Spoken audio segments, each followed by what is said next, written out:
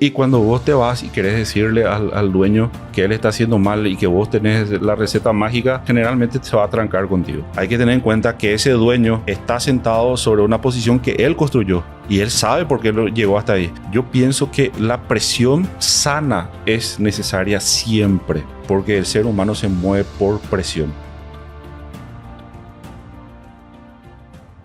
Bienvenidos a otro episodio de Lo que no nos cuentan. Soy Diego. Hoy les traigo a Guillermo González. Él es CEO y founder de Finza. Lo traigo hoy para que hablemos un poco con él, ya que tiene una trayectoria increíble. Llegó a ser gerente en el sector bancario, CEO en una empresa enorme en el agronegocio, donde ayudó en 5 años a pasar de 20 millones de facturación a 300 millones. Después se dedicó a la mediación de temas muy grosos, que es negociaciones, ese tipo de cosas. Y ahora él es asesor y mentor para CEOs y empresarios que quieren escalar su negocio. Entonces tenemos mucho para aprender hoy. Bienvenido, Guillermo. Gracias, Diego. Un gusto estar acá contigo. Guillermo, contanos un poco de Finza antes que entremos en todo tu tema de historia, que realmente tenés todo ahí para contar, pero contanos un poco de tu actual, que es... Primero, ¿quién es Guillermo resumidamente? Y después Finza, esa parte de mentorear y de asesorar CEOs y empresarios, que la verdad no debe ser nada fácil. Bueno, Finza nace como, digamos, como una plataforma para poder ofrecer al mercado, a empresarios y a gerentes de empresas, todo un bagaje de conocimientos y experiencia que hemos acumulado a lo largo de los años y que ponemos hoy a disposición en formato de asesoría para empresarios que quieren escalar su negocio o que quieren organizarse, que quieren profesionalizar su empresa y que quieren escalar. Entonces, a través de Finza estamos ofreciendo ese servicio. Y ese servicio sale por toda tu experiencia que nos va a comentar hoy. Entonces, comentanos un poco de dónde es Guillermo, dónde aparece, cómo se mete en la parte empresarial y para que lleguemos al hoy. Bueno, arranco mi carrera al terminar el colegio, estudié en el Colegio Cristo Rey. Eh, Al terminar el colegio recuerdo que papá quería que yo entre al sector público a trabajar, ¿verdad? Entonces tenía la mentalidad de que tenía que ser empleado y yo por lo menos buscaba ya no entrar al sector público, pero por lo menos entrar al sector privado. Y buscando trabajo, empiezo a trabajar en el sistema financiero. Mi primer trabajo había sido Citibank, donde empiezo como cajero y a partir de ahí voy progresando, ¿verdad? Tuve una carrera muy rápida, digamos muy corta y rápida en el sector financiero. Estuve en bancos como Citibank, ABN AMRO, ¿verdad? Me ha tocado también formarme en el exterior, en San Paulo, en Buenos Aires y en otros países. Luego de un tiempo en el sector financiero me tocó llegar a cargos gerenciales muy joven y decidí abrirme a gerenciar empresas privadas, familiares. Es como que para mí el sector financiero había sido una escuela y yo quería poner en práctica esos conocimientos en el campo de batalla, digamos, son las empresas privadas. Y ahí voy a vivir un tiempo a Encarnación, a gerenciar una agroindustria allá, para que una compañía que estaba en el sector de arroz, aceites, algodón en aquel momento. Y estuve 3 años en esa compañía. Luego paso a Santa Rita a gerenciar una empresa de silos de agro que también lo llevamos a crecer en su momento. Una larga historia ahí. Después voy pasando por diferentes etapas, tanto de expansión, paso también por etapas de crisis y a partir de ahí después vuelvo a Asunción con la familia, ya mis hijos grandes por los estudios, con otro tipo de negocio, otro posicionamiento, haciendo mediaciones, ya que mi experiencia en el sector financiero y corporativo me permitía ayudar a empresarios que estaban en conflicto o en negociaciones complicadas. Entonces me tocó participar en varias negociaciones de nivel corporativo para resolver casos complicados, ¿verdad? Complicados, casos grandes. Y en los últimos tiempos, bueno, surgió la idea con mi hija, que también ya está en el sector, o sea, tienen formación financiera, surge la idea de hacer la firma de asesoría, que en este caso es Finsa, como para ofrecer ese servicio y decir, me dice, papá, ¿por qué no le asesoramos a las empresas? Y bueno, ahí ella me empujó un poco a llevar adelante este proyecto de Finsa. ¿Sabías que 77% de las personas que disfrutan de este canal no están suscritas? Si quieres ayudarme a continuar con este tipo de contenido, por favor, suscríbete al canal, me ayudarías un montón. Entiendo.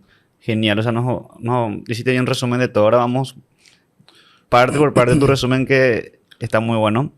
En el sector bancario, empezaste como cajero.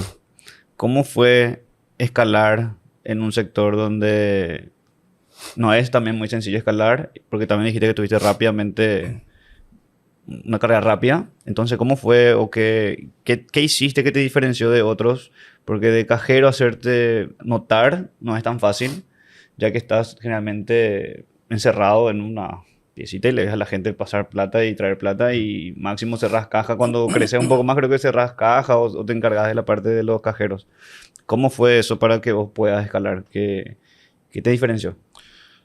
Bueno, primero, dos cosas. De joven siempre fui muy ambicioso, o sea, tenía ganas de crecer y sobresalir. Estaba muy enfocado en crecer. Y segundo, me casé muy joven. Entonces, yo a los 20 años estaba casado y a los 21 tuve mi primera hija. Entonces, yo no tenía tiempo. Yo miraba el posicionamiento del mercado y decía, veía personas que hacían una carrera bancaria y estaban muchos años. Y yo me imaginaba estando 10, 15, 20 años en una carrera bancaria, yo ya tenía hijos que alimentar. Entonces, yo decía, yo no tengo tiempo 10 años para poder generar y crecer. Necesito moverme. Y ahí el secreto fue observar la dinámica del trabajo y hacer el doble que el resto hacía. Yo tenía que esforzarme el doble, porque si una persona ya tenía trayectoria y venía trabajando una cierta cantidad de horas, yo tenía que trabajar prácticamente 50% más de tiempo. Primero para aprender el trabajo y después para ponerlo en práctica.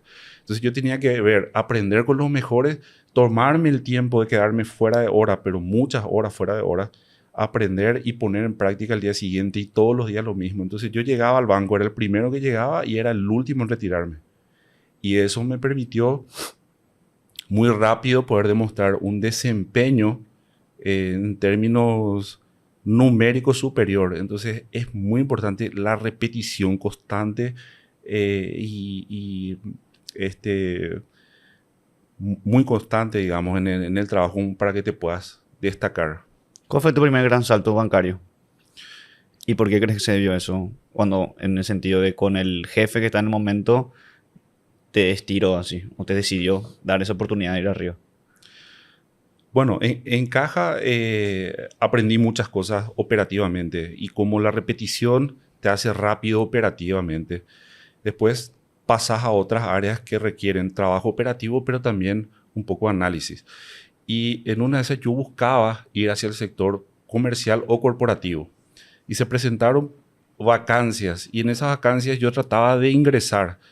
Me rechazaron de una o dos vacancias, intentos que hice de mudarme a otro sector porque era muy joven todavía y era muy nuevo en el banco. Pero en una de esas tuve la oportunidad de encajar y uno de los jefes del área de riesgo me da la oportunidad de entrar a una posición de analista de riesgos de recuperación de créditos corporativos. Era un área muy importante del banco que en aquella época, por los años 2000, tenía grandes empresas que habían entrado en default y se necesitaba reestructurar. Y yo muy joven entro a ese sector del banco en donde teníamos que analizar las empresas y analizar el motivo por el cual habían caído, hacer todo un análisis, una reestructuración y proyectar la recuperación de esas empresas. Entonces eso me permitió desde muy joven tener una visión muy global de por qué las empresas llegan a tener problemas y dónde iniciaron su problema y cuáles son las causas tradicionales de eso. ¿Y qué nos puedes decir ahí en esa pregunta? ¿Cuáles son las causas tradicionales del que acá se quiebran las empresas o meten la pata, por decirlo? Bueno, hay muchas causas, ¿verdad? Depende del tipo de empresa y del sector en el que se ubiquen, pero casi todas se concentran en la falta de profesionalización o de la toma de decisiones profesionales. O sea, la gestión es el principal problema de las empresas. Todas las empresas, la mayoría familiares que operan en el país, cuando llegan a un punto o a una situación de estrés, llega porque en algún momento los tomadores de decisión se perdieron del rumbo profesional, o no fueron profesionales en la toma de decisión porque nunca tuvieron un equipo profesional, o si tuvieron un equipo profesional no escucharon los consejos profesionales y decidieron tomar decisiones emocionales. Entonces, en el mundo de los negocios no hay secretos, hay principios. Si se cumplen los principios, las cosas funcionan. No vas a acertar nunca el 100% de las veces, vas a acertar, pero puedes reducir la cantidad de errores. Claro, no vas a acertar todas, pero vas a acertar más de la que te equivocas. Claro, puedes cometer, de 10 decisiones acertaste 4, 5, es un porcentaje bajo, pero de 10 decisiones acertaste 8, erraste 2, está bien. Tu negocio no va a quebrar porque hayas errado el 20% de tus decisiones, pero sí va a quebrar porque erraste el 50 o el 60% de tus decisiones.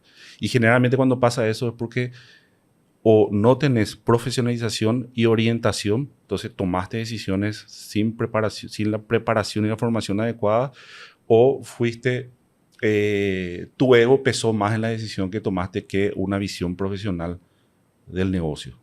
Tomaste una decisión porque quisiste hacer una inversión para la cual no estabas preparado, tomaste dinero del flujo de caja operativo para hacer una inversión, o sacaste dinero de la empresa para meter en otro proyecto y descapitalizaste tu compañía, asumiste riesgos sin planificar y sin medir las consecuencias, no calzaste financieramente tus inversiones. O sea, hay una cantidad de factores que en el campo comercial también, hay una cantidad de factores que pudieron haber originado, pero todos tienen que ver con eso que te estoy hablando. Entonces, cuando estabas en esa parte de riesgos, tu trabajo era entender esa situación para proponer una reestructuración en estas empresas para sacarlas de default o ver cómo iban a pagar esas deudas que tenían con el banco. Así mismo. Y después de eso, ¿asumiste esa gerencia? En ese banco no, fui analista de riesgos, después paso al otro banco, ¿verdad? Fui contratado por otro banco para el sector de riesgos corporativos, y ahí sí pasé a ser jefe del área de riesgos corporativos, donde asumo ya muy joven, con 25 años, el área, y eso me permitió también ver no solamente empresas con problemas, sino ya empresas que estaban, digamos, en el mercado operando normalmente, y nosotros hacíamos el análisis para poder financiar sus operaciones y sus inversiones a largo plazo. Claro, no era más solo ver sus problemas y sacarlos, sino también ayudarlos a crecer usando al banco como medio para eso. Claro, sí. ¿Y en qué momento decidiste? Porque llegaste a ser jefe joven. O sea, eso de me voy a quedar 10 años para ganar o tener un buen salario, no se dio. Rápidamente lo hiciste. ¿Qué te llevó a tener de un buen puesto a un buen salario en un sector bancario que en estatus es súper bien considerado, a ir al interior del país a buscar oportunidad? Porque no creo que es así nomás. Me imagino que más de uno te dijo por qué. Una buena pregunta, ¿verdad? La verdad que yo veía siempre el mundo del interior con un potencial muy grande. Y veía profesionales que habían salido del sector financiero y fueron a una gerencia de empresa, y me parecía es un desafío muy interesante. Porque es como que en el sector financiero uno aprende mucho, realmente es una muy buena formación el mundo del sector financiero, pero estando en un banco tenés una capa de protección. Ahí vos no tenés que preocuparte por buscar tu salario todos los meses, no tenés que hacer gestiones complicadas para salir a ganarte el día a día, sino que tenés una función, pero todos los meses tu salario está en la cuenta. Entonces, cuando vas a una empresa y tenés que manejar una cantidad de problemas, vos sos la cabeza y sos el responsable de liderar un proyecto, de generar los recursos, de escalar la compañía, de tomar las decisiones estratégicas, cambia totalmente el panorama. Y ahí es donde se ve si todo lo que aprendiste en la teoría, mirando afuera, la puedes aplicar en la cancha, estando al frente de un negocio, que no es fácil. ¿Entendés? Mucha gente opina Mirando desde la gradería es fácil opinar, pero métete a la cancha a jugar. Ahí yo te quiero ver. Y ahí, ¿cómo fuiste? ¿Cómo fue esa decisión? ¿Cómo elegiste a tu familia también? Y bueno, en algún momento me tocó conversar con la familia y decirles, bueno, mi visión era ir al interior a gerenciar empresas. Y yo decía, bueno, de aquí para adelante yo sé que me va a ir bien en el sistema financiero, pero ya sé cuál va a ser mi vida los próximos 10 años. O sea, tenías Voy el a plan llegar, trazado. claro, voy a llegar a la mañana, trabajar todo el día intensamente y salir a la noche tarde, llegar a casa al final del día cansado. Y yo sabía, bueno, esa iba a ser mi rutina los próximos 10, 15, 20 años, aunque llegue a ser la máxima autoridad de cualquier institución, bueno, esa iba a ser la rutina siempre. Entonces yo decía, bueno, esto ya lo tengo muy claro, yo quería otra cosa para mí. Entonces fue en ese momento que decido tomar un desafío en el interior, en una empresa donde me habían invitado a participar como CFO primeramente, y decido dejar el banco. En ese mismo momento había tenido la oferta de otro banco que me había tentado y me dice, Guille, vení acá a hablar con nosotros, te vamos a hacer un planteamiento. Tuve una reunión con el gerente general, una reunión con los directores del banco y me hicieron realmente una propuesta muy buena, muy interesante, inclusive mejor, Muy tentador. muy tentadora, mejor que la que yo iba a tener en esta nueva empresa en el interior. Pero yo dije, o sea, iba a ser más de lo mismo. Claro. Iba a ser más de lo mismo. Entonces dije, bueno, vamos por esta. Ahí pensé, bueno, yo no sé qué va a pasar en ese camino por el interior, pero lo que sé es que era una aventura que quería vivirla, y si en algún momento las cosas no salían, yo sabía que podía volver y tenía las puertas abiertas en el sistema financiero o en cualquier empresa en Asunción. Pero decidimos en aquel momento embarcarnos en esa aventura con la familia y fuimos a Encarnación a vivir. Y ahí me tocó en Coronel Bogado gerenciar una compañía que manejaba el sector de arroz, de algodón, de aceite, y tenía campos ganaderos también. Bueno, una empresa familiar. ¿Decidiste irte al interior porque te dieron la oportunidad al interior o porque vos querías luego irte al interior? No, justamente yo quería ir al interior. O sea, Y pero bueno, si te ofrecían, por ejemplo, algo parecido pero en una empresa de Azucena, ¿te ibas a no, yo decidir quería quedar? ir al agro. Querías no ir al agro. Quería ir al agro, sí. Ok. Era el sector que me interesaba. ¿Y de dónde salió esa idea del agro? Porque si estás acá en Asunción, sos del Cristo Rey, te vas al sector bancario, ¿y de dónde vino esa me gusta el agro o me interesa el agro? Cuando hacía análisis de créditos corporativos, ya estando en ABN, tuve mucha facilidad y mucha afinidad con el sector. Y me tocó visitar grandes compañías, inclusive ir a defender. Nuestra regional estaba en San Paulo y me tocaba ir a defender, hacer las presentaciones, armar todas las políticas de crédito para el agro en el país, y también los productos financieros que iban a ser destinados para el agro. Entonces eso hizo que me guste mucho, me llamó mucho la atención el sector. Vi la expansión que tenía, el potencial que tenía el sector agrícola en el país. Yo dije, bueno, este es el sector donde yo quiero desarrollarme en el futuro. Y eso fue lo que hice, fue buscar caminos para llegar a ese sector. Y ahora contanos un poco de esa experiencia como CFO, porque no es lo mismo jefe a CFO. Contanos un poco y también a la audiencia qué era la función en general de un CFO y cómo la desempeñaste ahí. ¿Y cuál era la diferencia de vivir de la capital al interior? Si había una subcultura ahí totalmente diferente o no. Bueno, un día, el primer día que me toca llegar, recuerdo, a la ciudad de Coronel Bogado, había tomado un ómnibus y tenía 26 años. Estaba yendo a gerenciar como CFO esta empresa. Recuerdo que tomo un bus de la Encarnación en la terminal de ómnibus de Asunción.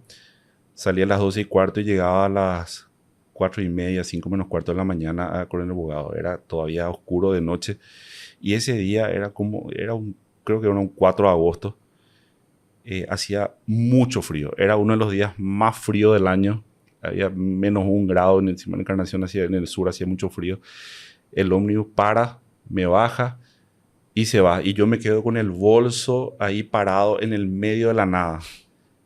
Después de haber estado con una carrera creciendo en el sistema financiero, como decía, en un mundo donde era muy, muy bien conceptuado y tenía mucho estatus.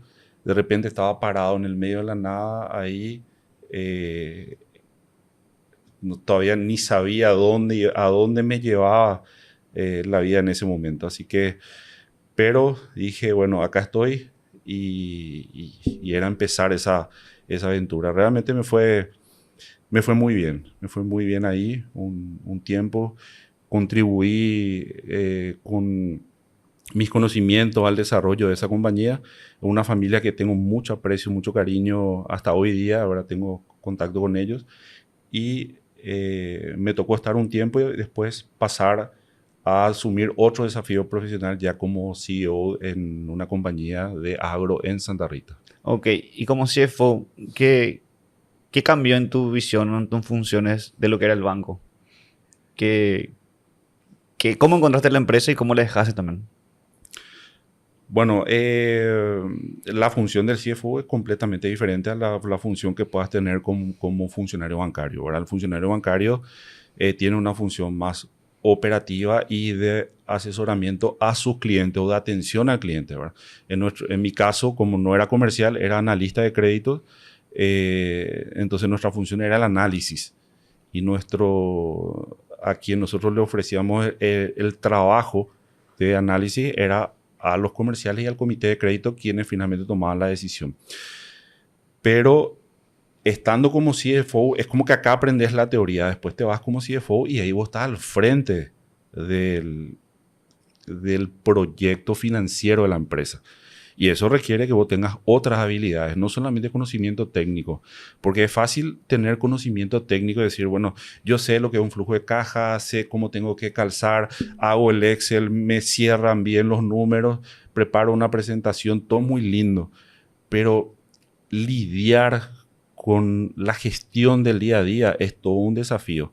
Lidiar con el relacionamiento con personas, tu equipo de trabajo, los proveedores, los clientes, las entidades financieras, las negociaciones que tenés que llevar adelante, los consensos que tenés que conseguir para poder, entre los dueños, el equipo de trabajo, la parte operativa, para lograr los resultados, conseguir los objetivos y hacer que como CFO puedas lograr que la empresa se expanda, crezca y se financien los proyectos.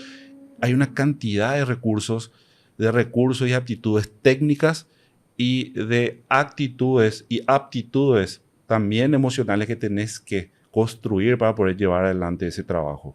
Eso te iba a decir, ¿cómo te animaste a salir de un cargo, como dijiste, operativo, con una visión un poco limitada con relación a lo que es un CFO? A decir, yo de esto sí puedo ser un CFO, porque como dijiste, hay muchas habilidades que no son las mismas, hay una serie de habilidades adicionales que tenés que tener. ¿Cómo te animaste a ese desafío y qué hiciste para desarrollar esas habilidades? Porque mucha gente que nos escucha pues quiere también decir, yo quiero un cargo más alto, quiero más responsabilidades, pero a veces vos no tenés esas oportunidades de desarrollar esas habilidades donde vos estás. Recién cuando te dan esa oportunidad, lo que vos podés realmente desarrollar algunas cosas o las cosas que necesitas.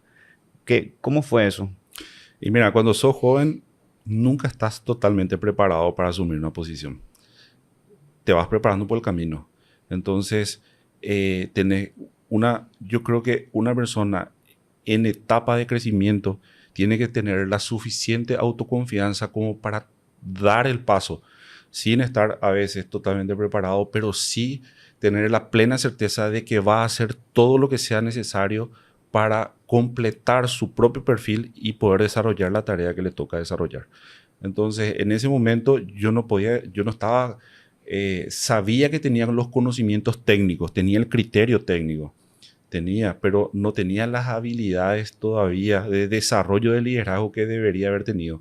Pero al estar ahí, me preparé, me formé, me informé, trabajé en mi perfil, trataba de ser muy consciente de qué cosas yo necesitaba ir desarrollando en ese perfil profesional como para que yo lo pueda desarrollar lo más rápido posible y yo pueda ejercer el rol de la mejor manera posible. Mi objetivo estaba siempre ser una referencia o lo mejor en la materia que me tocaba hacer.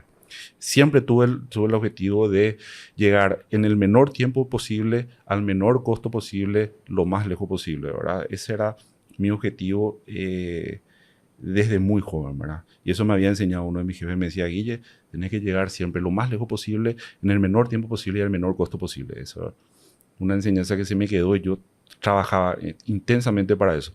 Y eso requiere horas, requiere sacrificio, requiere renuncia. O sea, es muy difícil que vos digas, no, yo voy a hacer en poco tiempo, voy a estar con 30 años ya en la cresta de la ola y voy a tener una vida cómoda, tranquila, salgo a farrear con los muchachos, mientras tanto vivo una vida cómoda, salgo a hora del trabajo. No, no existe eso. Te dedicas horas intensamente, renuncias a otro tipo de cosas y te enfocas en desarrollar y en crecer en un área específica. Después cosechar los resultados de eso, los frutos de ese esfuerzo que estás dando en ese momento. Y entonces, ¿cómo estás viendo esta generación nueva que es mucho más inmediatista? Y bueno, hoy hay otro tipo digamos, el mercado cambió bastante y es mucho más abierto para todo tipo de cosas. También está muy abierto a los estímulos inmediatos. O sea, todo este mundo de las redes sociales hace que muchos logros se puedan obtener más rápido de lo que antes se obtenían. A veces algo se vuelve viral así de la noche a la mañana y bueno, pueden surgir negocios enteros de ciertas cosas, pero tampoco es tan fácil. Todo requiere esfuerzo. Entonces, entender que la vida es un esfuerzo, un rato y un resultado inmediato es un error conceptual, porque en algún momento uno se va a estrellar con que eso no funciona así. Todo, no importa en el campo que estés, en el área que te desempeñes, requiere trabajo persistente, consistente, repetición, repetición, repetición, hasta que te salga y seas el mejor haciendo lo que haces. Y eso desde atletas, profesionales o en cualquier tipo de área que te toque, funciona así. Así mismo, también veo de esa forma. Ahora, de CFO te fuiste a CEO. Y de nuevo, me imagino que como CFO tenías al dueño, al CEO de la empresa y tenías obviamente contacto directo y ibas viendo las habilidades necesarias para ser un CEO que son también muy diferentes que las de un CFO. ¿Cómo fue también ese paso ahora de CFO a CEO?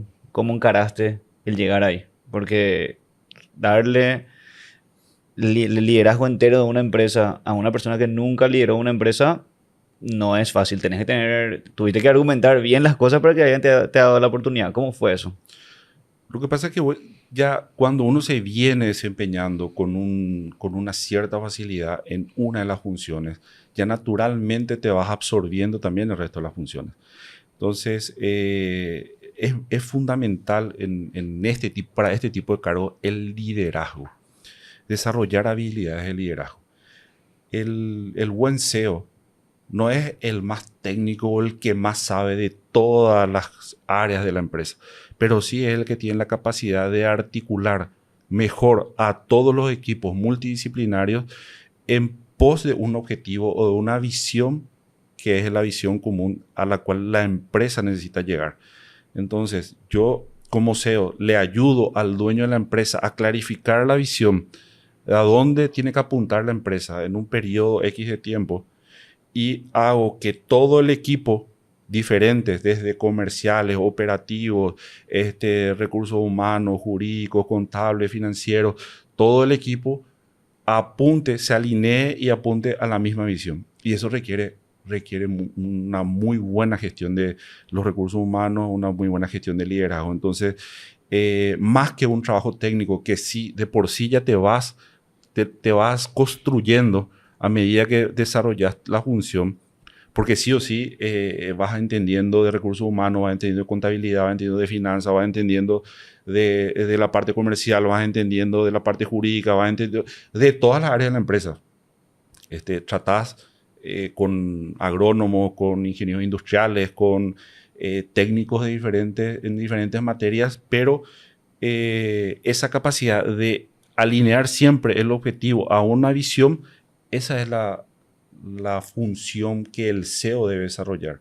Y para eso se requiere liderazgo y mucha capacidad de generar consenso en las empresas. No digo que siempre uno tiene que ser democrático, pero sí tiene que tratar de buscar, en la mayoría de los casos, generar consenso. Esa empresa del agronegocio que te fuiste, la segunda que ya fuiste CEO, fue la que de 20 pasaste a 300 millones en 5 años. Sí, era una empresa que en aquel momento estaba facturando 20 millones de dólares, estaba un poco desordenada. Hicimos toda una reestructuración interna en aquel momento.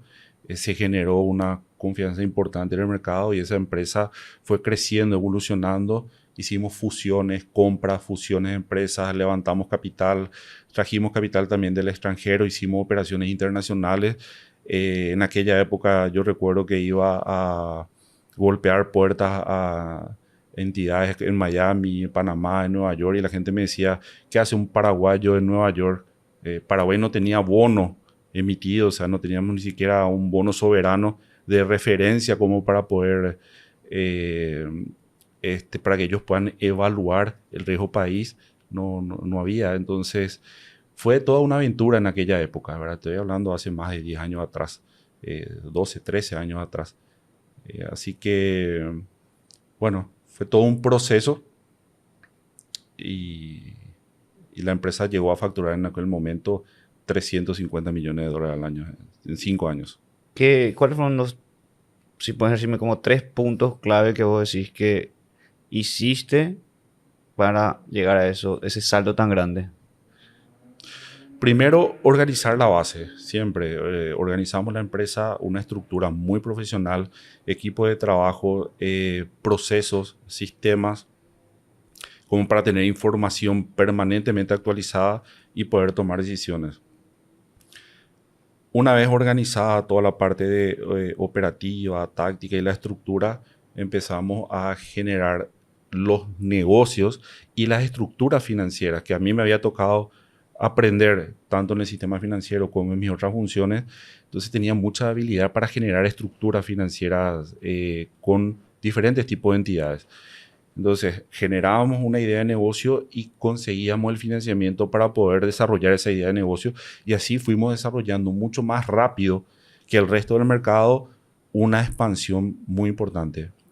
Para que le explique mejor a quien nos escucha, cuando decís estructura financiera, te referís a no solo usar crédito para crecer, sino otras formas para financiar el negocio. Claro, en este caso, como en aquella época nuestro mercado era todavía más tradicional, como que la bolsa estaba incipiente en ese momento. Ahora y todo es chiquitita y todo. Pero como que está mucho más abierta. Sí. El financiamiento era fundamental. El financiamiento. Entonces, pero habían diferentes formas de estructurar y de financiar las operaciones. Y eso lo íbamos construyendo con cada una de las entidades. Entonces, cada una tiene un perfil. Hay entidades a las que les gusta más financiamiento de corto plazo, a otras de largo plazo, a otras con un tipo de estructura. O sea, cada una tiene un perfil y vos te vas construyendo algo que sea acorde y beneficioso para ambas entidades. Ok. Entonces tenemos la primera, que fue ordenar la base, estructurar procesos, estandarizaciones. Segundo punto de ese crecimiento grande fue el tema de apalancamiento financiero. ¿Y el tercero? Y el tercero, la visión estratégica, o sea, guiar el negocio hacia una visión o una estrategia de negocio que sea sostenible, ¿verdad?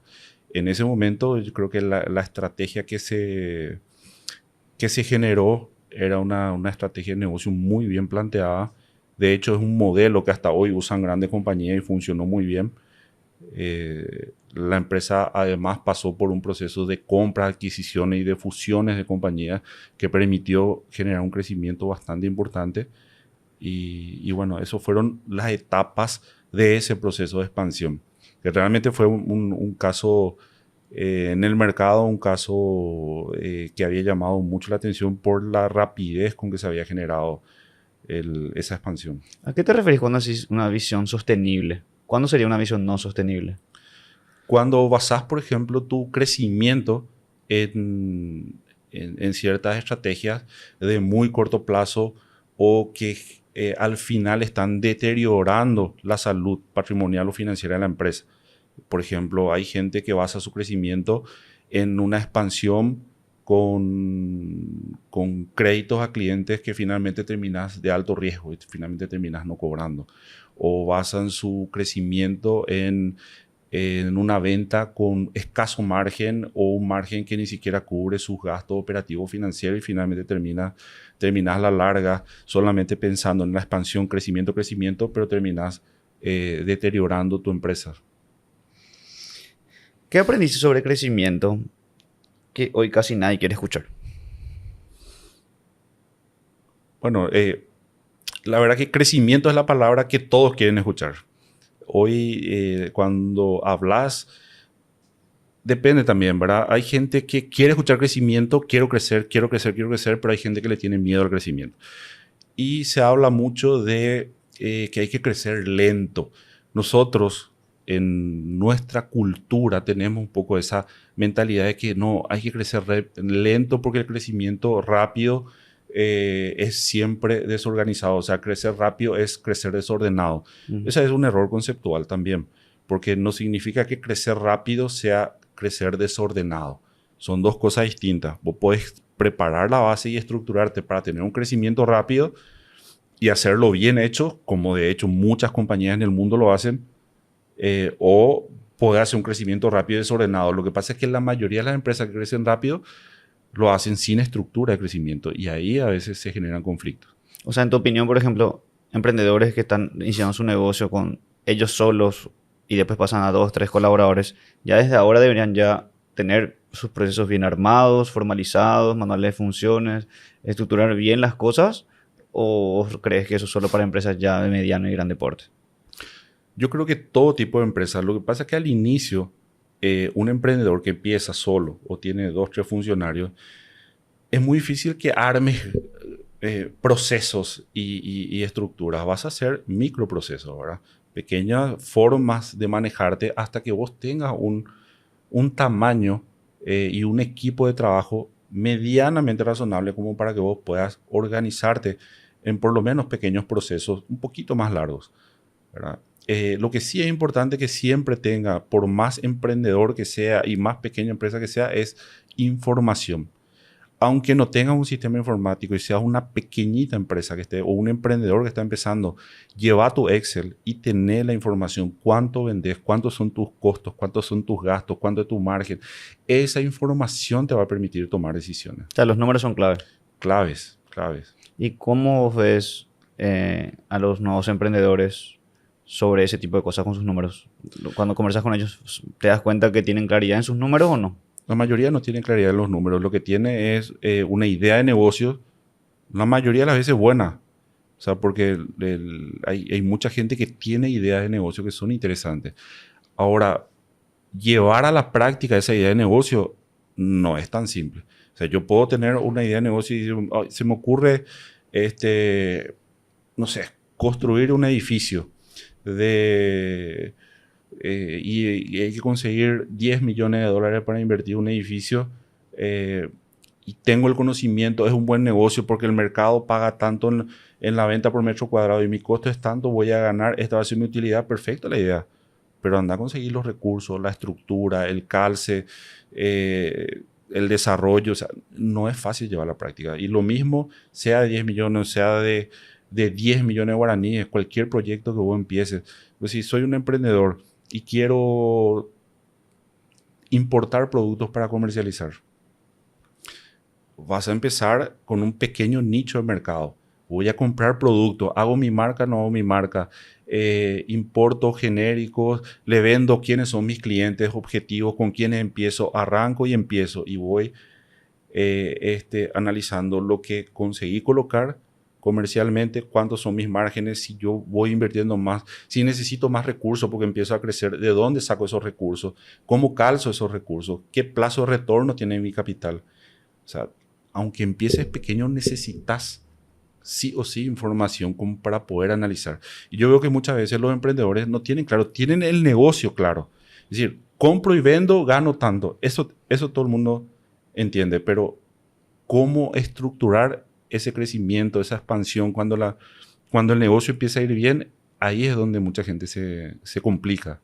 Vos decís varias veces la palabra calzar. ¿Puedes explicar qué quieres decir con calzar para que todos nos entiendan? Bueno, calzar es... todo negocio tiene un ciclo. Un ciclo. Yo compro, cualquier negocio empieza comprando un producto y ese producto yo lo puedo comprar con dinero al contado o con financiamiento a un plazo de algún proveedor X.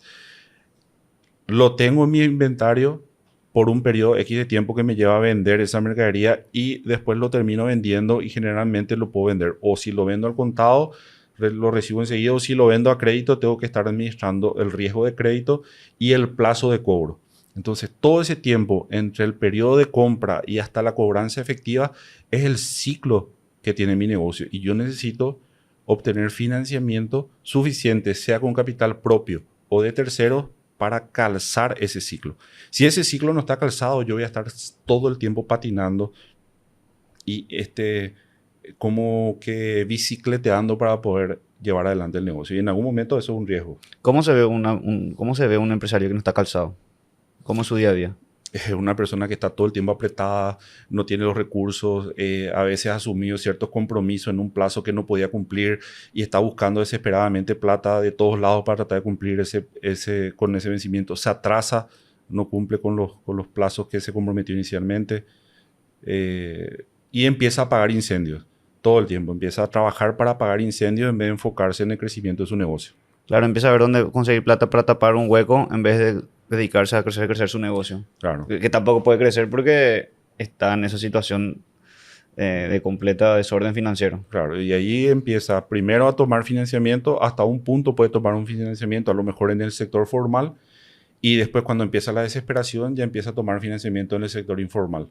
Las tasas son más caras, los costos financieros empiezan a comerle la cola del negocio y eso generalmente termina en una historia por la que muchos pasaron. Ahora, sos CEO de la empresa.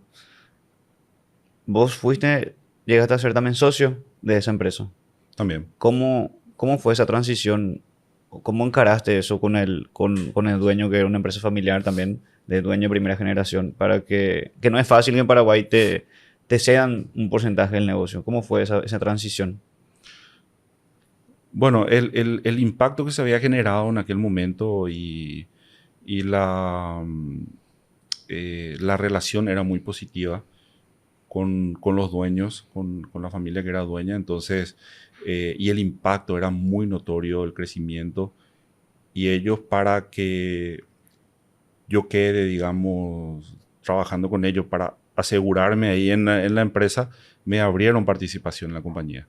Entonces fue de parte de ellos como una estrategia para decir, bueno, nos quedamos con el profesional que está llevando adelante este proceso y para mí también fue una seguridad y un arraigo en ese momento. Ahora, no todas las empresas ni todos los empresarios están abiertos a hacer participaciones.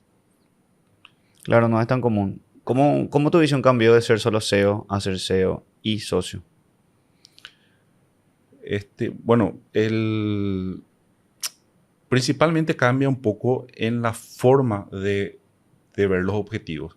Cuando estás pensando como un gerente, es como que ves los objetivos más a corto plazo. Tratas de generar resultados porque tenés la presión de resultados.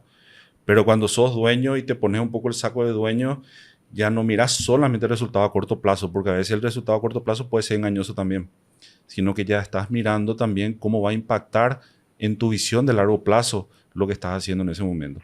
Entonces, a veces, ya cuando estás en la posición como dueño de una empresa, preferís priorizar la visión por sobre algunos resultados muy cortoplacistas.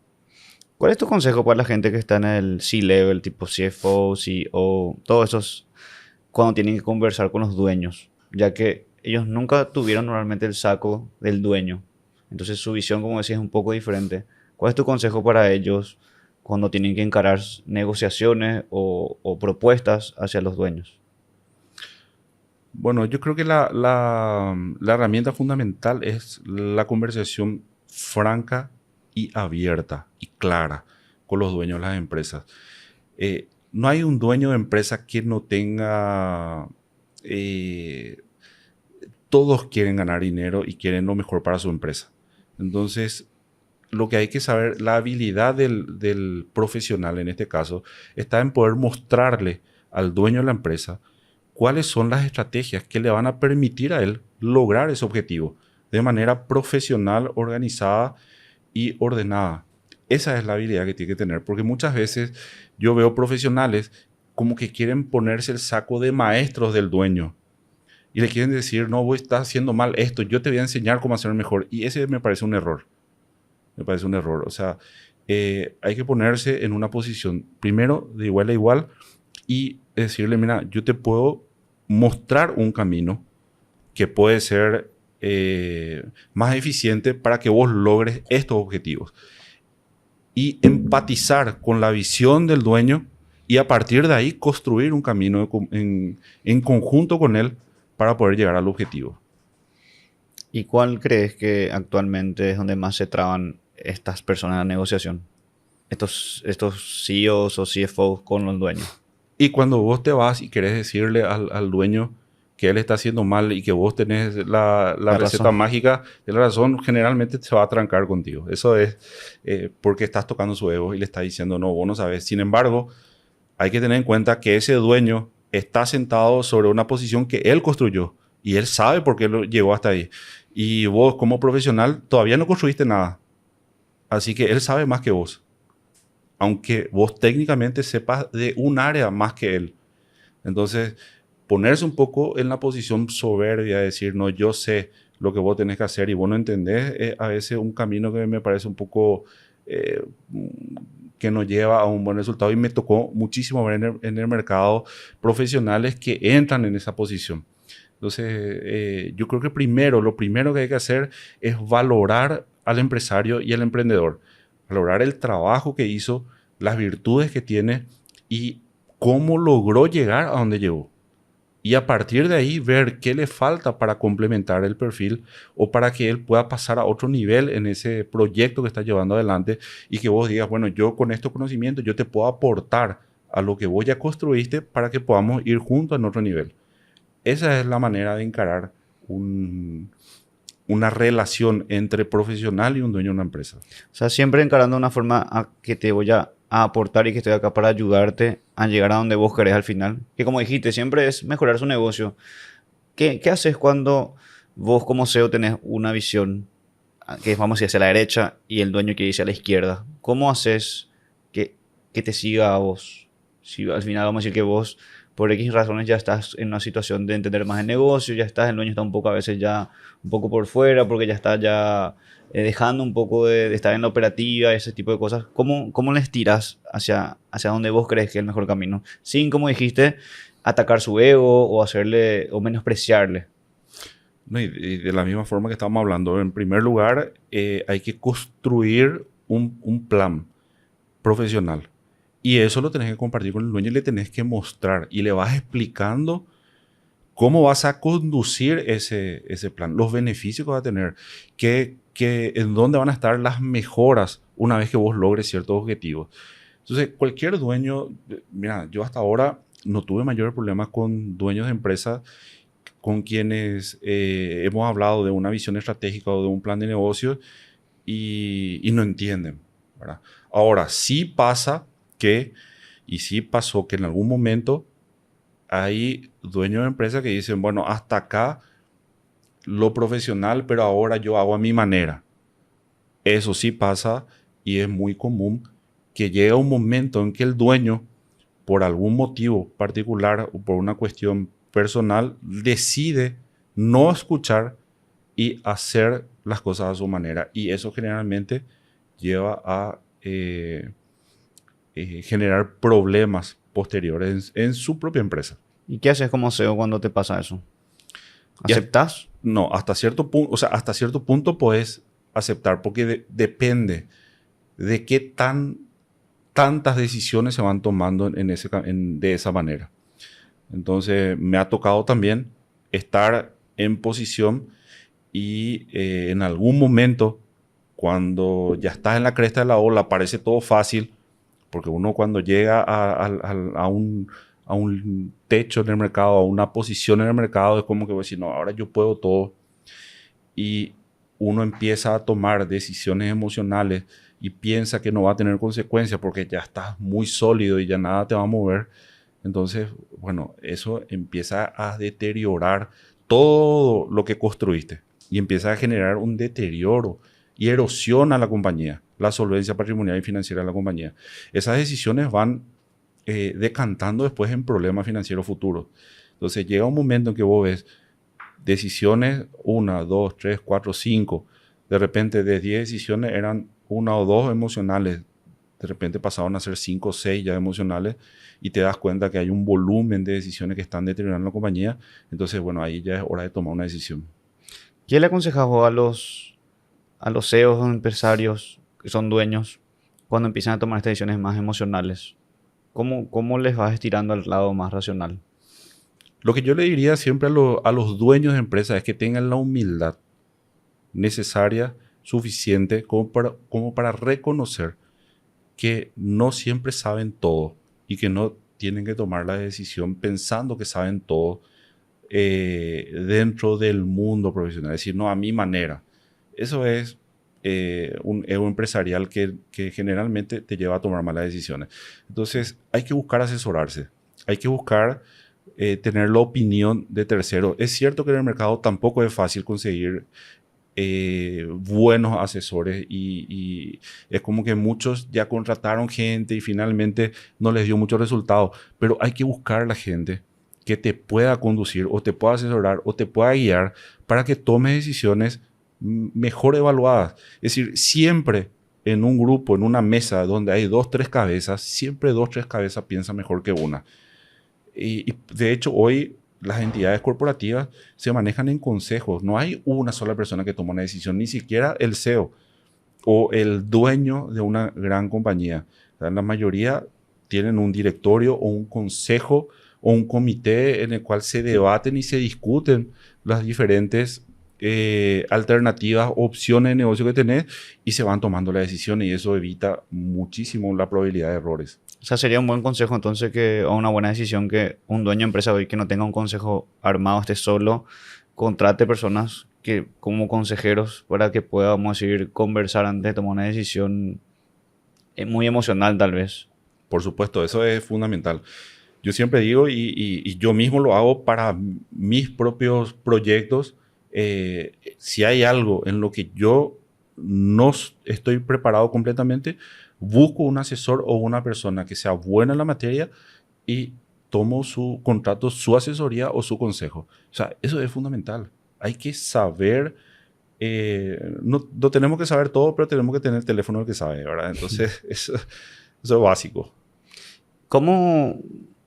¿Cómo se puede dar cuenta un empresario, un dueño que ya está metiendo mucho la pata por tomar decisiones emocionales? Porque a veces creo que nos cegamos. Creo que también es que tomamos las decisiones emocionales porque queremos y estamos cegados a nuestra visión y no nos estamos dando cuenta. ¿Qué sería una pregunta que tenemos que hacernos para decir, sabes que sí, la verdad que estoy metiendo mucho la pata, debería ya cambiar esta forma? Y lo primero que tenés que observar es el resultado que estás teniendo en tu negocio.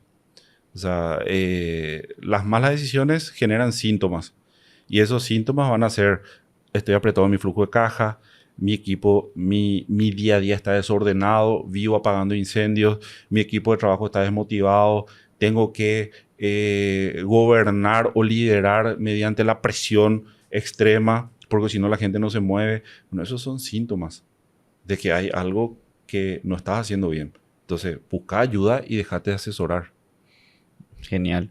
Ahora, una etapa importante de tu vida fue la parte de ayudar a personas a llegar a puntos de común acuerdo. Estuviste en las negociaciones. ¿Cómo llegaste a eso? Y si nos puedes contar alguna experiencia llamativa que tuviste.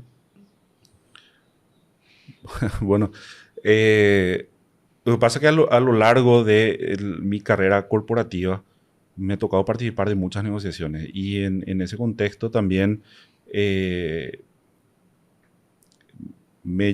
me llevó a estar en el medio de negociaciones bastante fuertes y como que hacer de mediador en esas negociaciones.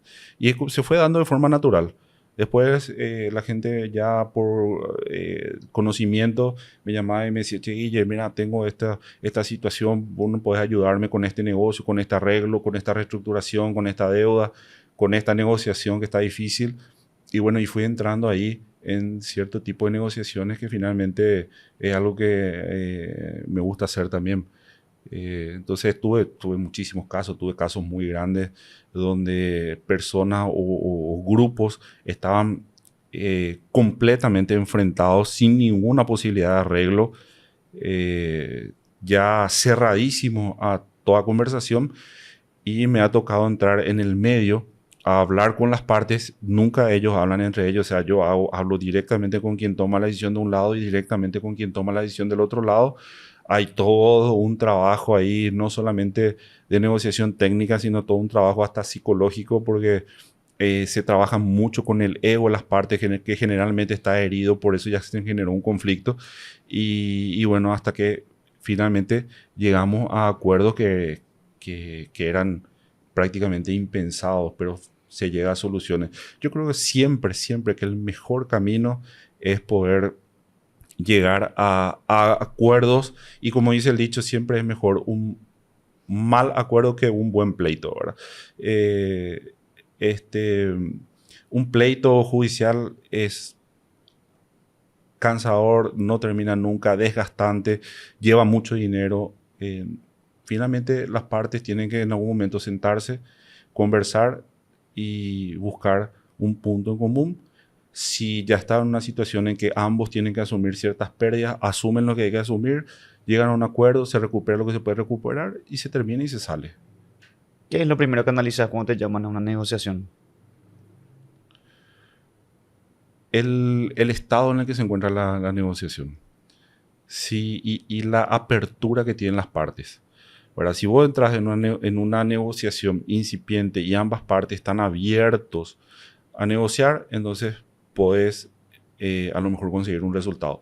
Pero si estás iniciando y son personas cerradas que todavía creen que tienen mucha fuerza como para vencer al otro, tenés que dejar que ellos primero se madure el conflicto y se den cuenta de que no van a salir rápido de eso para que tengan la apertura de negociar, o si no, no tienen la apertura para negociar. ¿Cómo haces que se madure el conflicto más El, rápidamente? el conflicto no puede acelerar. Ok. No puedes acelerar. Si vos te das cuenta que las partes no tienen intención de arreglo, no puedes meterte a negociar donde no haya apertura para negociar. Entonces, tiene que haber, en algún momento, todos en algún momento llegan a un punto en donde no importa si es al inicio, a los 1 año, 2 años, 5 años, 10 años, donde se dan cuenta y dicen, bueno, esto no tiene más sentido, no tiene lógica, ya es una pérdida de tiempo, bueno, quiero hacer un arreglo. Pero muchas veces eso, para algunos, tarda mucho tiempo. Entonces depende en qué momento entre en conflicto. Me ha tocado entrar en conflictos que están por iniciar y se pudo resolver, y me ha tocado entrar en conflictos que llevan años de conflicto y bueno, finalmente hemos logrado resolver. Cuando llaman a un mediador, ¿es cuando el conflicto está todo mal? ¿O generalmente también llaman a un mediador ya inicialmente? Dicen, yo quiero hacer un negocio contigo, estoy en una situación contigo, vámonos a llamar a alguien en el medio para estar tranquilos. ¿Cómo es el En tema? cualquier momento. En cualquier momento se puede. O sea, lo mejor, por supuesto, es al inicio, evitando cualquier tipo de conflicto. Pero hay gente que ya pasó por eso, ya las pérdidas, a medida que el conflicto avanza y crece, las pérdidas son grandes para todas las partes. Acá nadie gana en un conflicto judicial, nadie sale ganando. ¿Tenés un ejemplo de experiencia de conflicto donde ambos estaban perdiendo y al estirarse seguían perdiendo más, pero por X razones no llegaron a un acuerdo? Sí, no, tengo varias, o sea, no quiero dar nombres específicos, Pero pero no hace digamos, falta nombres, más el caso. digamos que en un momento me tocó estar en el medio, una negociación de $30 millones entre un productor y una empresa muy importante. Entraron en conflictos judiciales, civiles y penales de nivel muy alto, inclusive fueron tapa de periódico durante mucho tiempo. Se atacaron con toda la artillería de uno y otro lado, pero vos te das cuenta en un momento que ya están en una posición en que empiezan a desangrarse ambas partes. Ninguno de los dos gana nada y empiezan a tirar recursos, porque necesitas estructura para sostener la pelea. Tenés que pagar abogados, tenés que pagar toda la estructura, necesitas toda una estructura financiera, te perjudica eso también en tu exposición en el mercado ante el sistema, ante los bancos, ante el mercado. O sea, corres muchos riesgos, te tranca oportunidades de negocio. O sea, las pérdidas no son solamente las que vos tenés en ese conflicto, sino que hay todo un efecto colateral que también hay que cuantificar.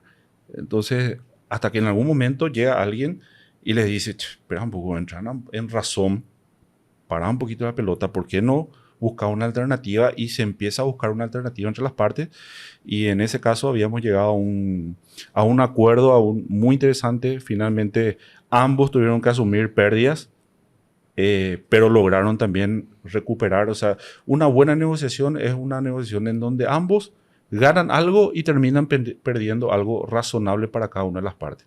Llegan a un punto medio, se termina y cada uno sigue su vida y aprende lo que tendrá que aprender y sigue adelante. ¿Cuánto por ciento vos crees que de los problemas de negociación, de la mediación que vos haces, viene de temas realmente de negocio y cuánto es por temas de ego? La mayoría de el 90% de los conflictos tienen que ver con el ego. No te digo el 100 porque puede haber algo que sea muy técnico o esté muy trancado por cuestiones estrictamente técnicas, pero el 90% de los conflictos tiene que ver con el ego de las partes. O de dueños o de gerentes que quieren demostrar algo en relación al conflicto, en relación a la otra parte, o que fueron heridos y están con un rencor hacia la otra parte y dicen, no, yo no voy a permitir, no voy a tolerar, no voy a aceptar, no voy a dejar, o yo tengo que demostrar esto delante de que estoy haciendo esta gestión delante de terceros. Casi siempre tiene que ver con ego. ¿Y cómo haces ahí? Tipo, ¿cómo vos que llegas y te das cuenta que hay dos egos fuertes, porque son al final trancas que están pasando entre dos empresas? O sea, quiere decir que son una de las máximas autoridades de la empresa, por eso está a este nivel. ¿Cómo encarás? Porque entiendo, como dijiste, cuando sos CEO tenés un dueño y le hablas y le intentas convencer a él, intentas apoyarle a él, pero acá tenés dos. Y tienen que estar en un acuerdo otra vez. ¿Cómo es eso? Y tenés que conducirle a cada una de las partes hasta ese punto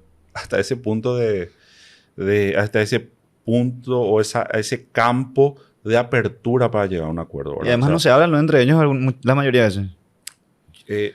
yo en mis negociaciones nunca las manejo sentándole a las partes en una mesa, ¿Por qué? porque justamente pasa eso. Una palabra que diga una de las partes o la otra que toca el ego del otro hace que se me caiga toda la negociación. Entonces, si yo me siento contigo y vos me decís algo o me hablas enojado respecto a tu contraparte, yo lo voy a filtrar, no lo voy a manejar, ¿verdad? O sea, entiendo que estás enojado, pero lo decís enfrente a la otra persona y se cayó la negociación, terminó. Ahí mismo termina la negociación. Entonces, yo me siento con uno y me siento con el otro y voy administrando la posición de ambos para llevarles a una posición, a un campo más neutral donde se pueda llegar a un acuerdo, mostrándole los beneficios que va a obtener, qué tiene que renunciar y qué beneficio va a obtener con ese acuerdo, y qué tiene que renunciar a la otra parte y qué beneficio va a tener con el acuerdo. Entonces, cuando ambos están en un punto donde piensan que pierden razonablemente y que ganan algo que es razonable para ellos también, entonces están dispuestos a cerrar un acuerdo. En la mayoría de veces cuando decís razonable, ¿te referís más al golpe a su ego razonable o números No, reales? Ego y número. En este caso sí, ya tiene que ver con números también. Porque ahí ya estamos hablando, o sea, el conflicto se puede sostener por el ego, ¿verdad? Pero está la cuestión numérica también. O sea, tenés que dar resultados, tenés que lograr algo económico que sea razonable para ambos. Una pérdida razonable o un recupero, una ganancia razonable. Si eso no se da, es muy difícil que haya un arreglo. ¿Y qué consejos nos puedes dar a nosotros si estamos hoy en una pelea con alguno de nuestros socios de la empresa o con un conflicto con un proveedor que es importante? ¿Qué nos aconsejas como dueños de cómo encarar eso? Mira, siempre me ha tocado también participar en arreglo de socios, ¿verdad? Accionistas, porque hay conflictos entre accionistas.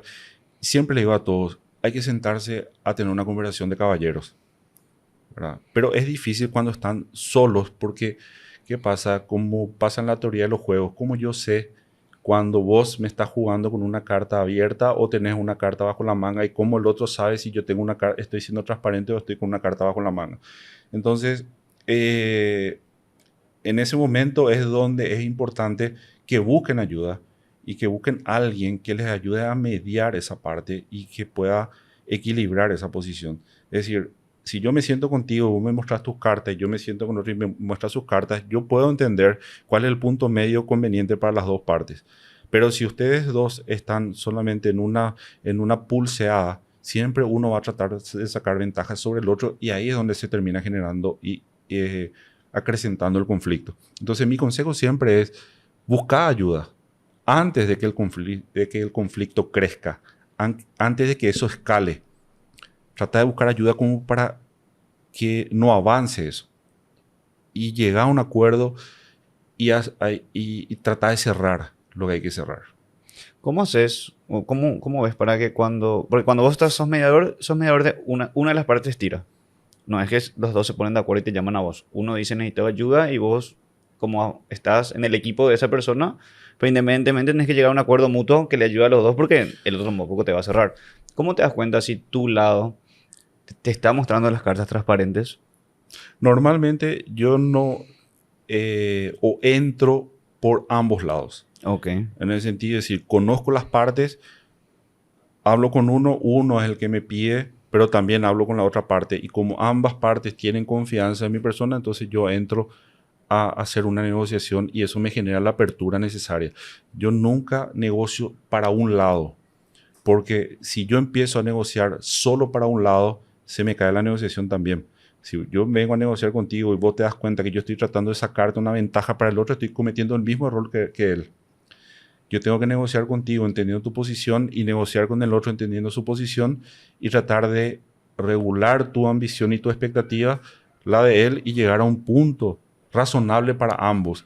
La mejor negociación que yo pueda sacar es donde ambos salen satisfechos con la negociación. O sea, como mediador vos tenés que encarar ya de una diciendo, ok, Un me win-win. llamaste, voy a hablar, pero tengo que hablar con el otro diciendo, che, estoy acá y quiero mediar, al final esto para los Claro. dos y tiene que ser win-win para ambos, si no acá Exacto. no llegamos a ningún lado. Así mismo, tiene que aceptar ambos, aunque uno haya sido el que me haya llamado. O sea, yo tengo que jugar un partido neutro para que las dos partes puedan llegar a un acuerdo. Si no, si yo entro como negociador de una sola de las partes, eso no es una mediación. Eso, ahí yo entro como un negociador tuyo. Es decir, vos me contratás y me decís, Guille, mira, tengo una operación acá y quiero que entres a negociar conmigo y saques la mejor. Esa es otra posición. Ahí no hay una mediación, ahí hay una negociación. ¿Cómo encaras o cómo te das cuenta cuando es una negociación o es una mediación en un conflicto? No, cuando hay un conflicto es una mediación. Ok, siempre conflicto es mediación. Tenés que mediar cuando hay conflicto y tenés que entrar a buscar una solución y ya la situación está trancada. O sea, negociación es cuando quiero obtener algo de Claro. alguien y mediación es cuando ya te das cuenta que algo está... Ya Claro, la cosa está trancada y no una está negociación avanzando. es decir, bueno, yo quiero, mira, estoy negociando con este proveedor, con esta empresa, estoy negociando la compra-venta de unas acciones, la fusión, no sé, y bueno, vos entras a negociar. Y yo soy un asesor tuyo y entro a buscar negociaciones como para obtener el mejor resultado posible dentro de ese acuerdo. Ahora, cuando hay un conflicto, hay que entrar a mediar.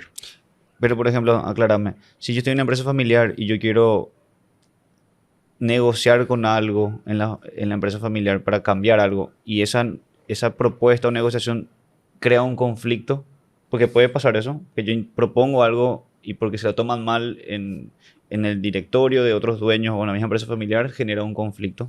Bueno, pero eso es otro tipo de cosa. Ahí vos no tenés un conflicto, una batalla por un problema en particular, sino que vos tenés un conflicto natural proveniente de la gestión de una compañía o del intercambio de opiniones y decisiones dentro de una compañía. Okay. En ese caso, es una función de un asesor, ¿verdad? Yo le estoy asesorando, te puedo asesorar a vos, puedo asesorar al directorio, puedo asesorarle y bueno, y se empiezan a buscar los argumentos técnicos, inclusive se puede mediar entre las partes ahí también, pero digamos que es otro escenario, no es el del conflicto digamos, donde se requiere una mediación. ¿Por qué se dan la mayoría de los conflictos entre empresas? ¿Cuál es el factor común? Económicos. Económicos. Siempre son problemas económicos entre socios económicos, entre negocios económicos, por acreencia o por deudas económicas. Pero es económico que se dejó algo no claro. Porque vamos a decir, yo inicio una negociación con una empresa de cerrar tal vez un X situación y se empieza a generar el conflicto porque algo quedó en la nebulosa, porque alguien no fue lo suficientemente claro, porque no se formalizó lo como correspondía, o por qué generalmente ocurren esos quiebres. Y pueden haber situaciones o porque no se fue claro o porque no se midieron los riesgos, o se pudo haber sido totalmente claro. Hay contratos súper claros y hay incumplimiento de las partes. Y finalmente está súper claro, pero se incumplió y una de las partes no pudo cumplir, o involuntariamente o voluntariamente. Y ahí se empiezan a generar la forma de encarar esos incumplimientos. Otra vez puede hacer que escale el conflicto o que se resuelva más rápido. Ya. Y ahora, de ser mediador, que me imagino que vas siguiendo teniendo esos trabajos, depende porque ves mucha confianza y ves esa trayectoria, ¿en qué momento decidiste crear tu consultoría? O sea, tu asesoría para empresarios, para mentorear empresarios. ¿Cómo se te ocurrió eso? Bueno, a lo largo de todos estos años, realmente me ha tocado asesorar y mentorear a mucha gente, pero de manera selectiva.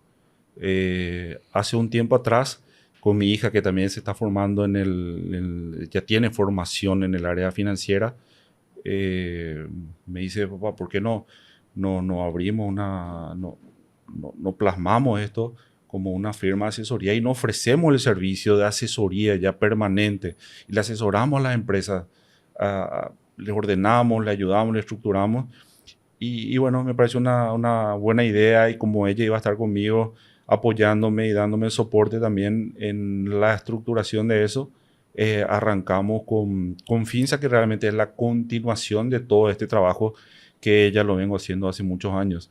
Entonces, hoy Finsa es una firma de asesoría de gestión integral para empresas y mentoría para empresarios que están queriendo organizar sus empresas, que están queriendo crecer o escalar sus negocios.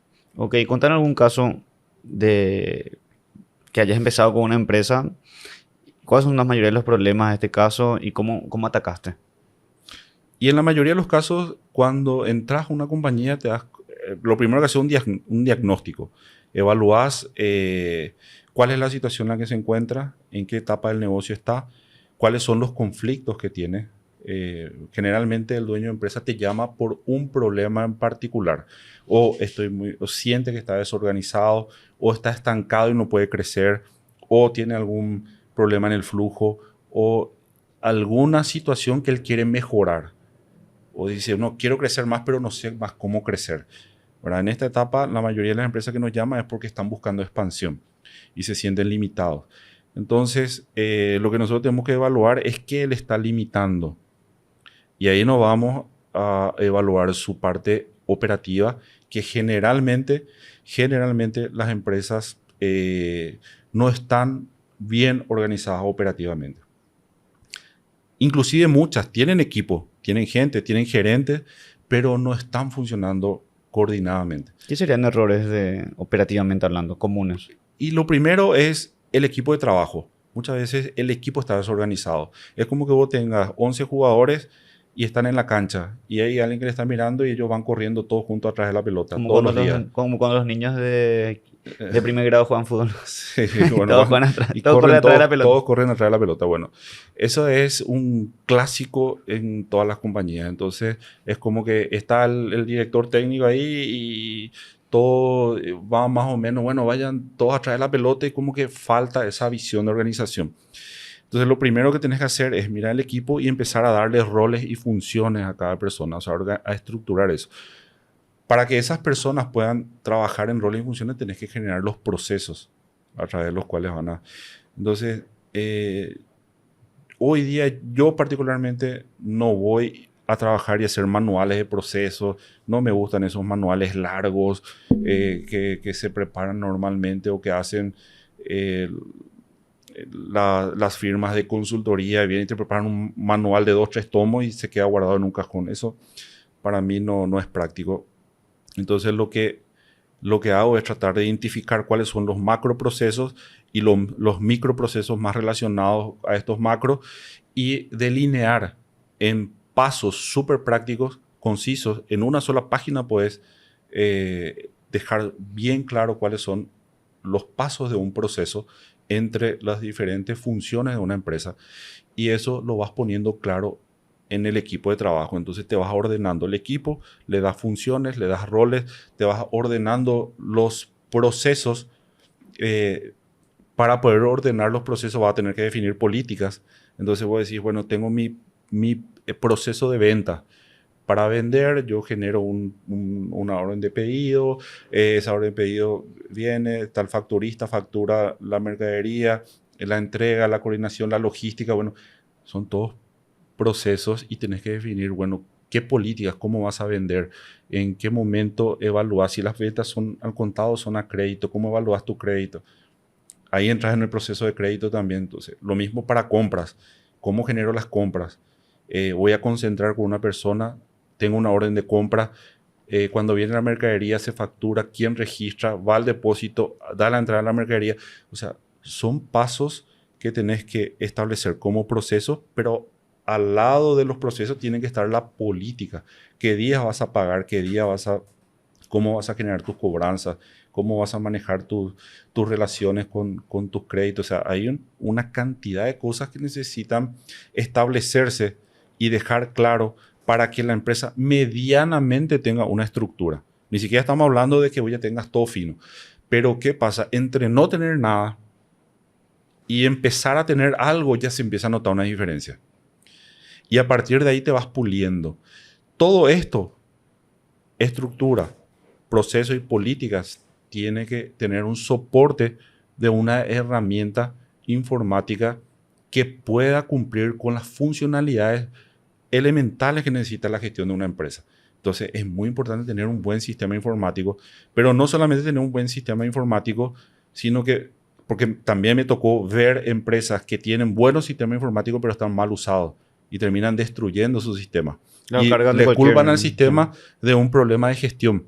Entonces el problema no es el sistema, el problema es la gestión que hiciste. Entonces, cuando vos tenés un cierto orden en estructura, proceso y tus políticas, ahí vos puedes encajar eso con un sistema informático que te va a poder servir como plataforma para poder registrar las operaciones y la información, y vas a obtener como resultado una contabilidad que te va a servir para tu gestión.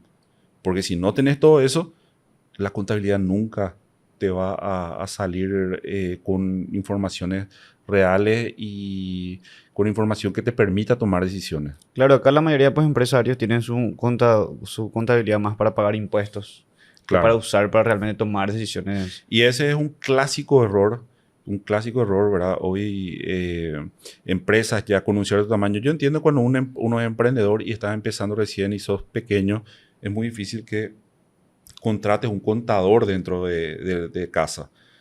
Pero cuando tenés un cierto tamaño como empresa y ya estás facturando un cierto volumen,